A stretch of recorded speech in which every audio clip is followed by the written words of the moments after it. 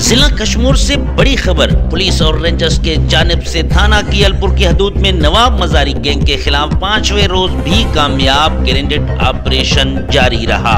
S S P Kashmore Muhammad Murad Gangro کے مطابق یہ انٹیلیجنس بیسڈ آپریشن کیا جا رہا ہے، جس میں پولیس، رینجرز، سی آئی اے، مددگار فورسز اور ریپڈ ریسپانس ٹیموں نے بھرپور حصہ لیا ہے۔ آپریشن کے دوران جرائم پیشہ عناصر سے شدید فائرنگ کا تبادلہ ہوا، تاہم پولیس کی بھرپور جوابی کارروائی سے 4 ڈاکو زخمی ہو گئے، جبکہ نواب مزاری گینگ کے 3 خفیہ اور خطرناک ٹھکانے تباہ کر دیے گئے۔ سرچ آپریشن کے دوران 2 مارٹل گولے، 2 کلیشن کوف، 1 شاٹ گن اور بھاری مقدار میں گولیاں بھی برآمد ہوئیں، جو اس بات کی نشاندہی کرتی ہیں کہ مذکورہ گینگ کسی بڑی دہشت گردی کے منصوبہ بندی کر رہا تھا۔ تمام ٹھکانوں کو مکمل طور پر نظر آتش کر دیا گیا تاکہ دوبارہ استعمال نہ ہو سکیں۔ ایس ایس پی کشمور کا کہنا ہے کہ پولیس پرعزم ہے اور جب تک تمام جرائم پیشہ عناصر کا مکمل صفایا اور مغیوں کی بازیابی ممکن نہیں ہوتی،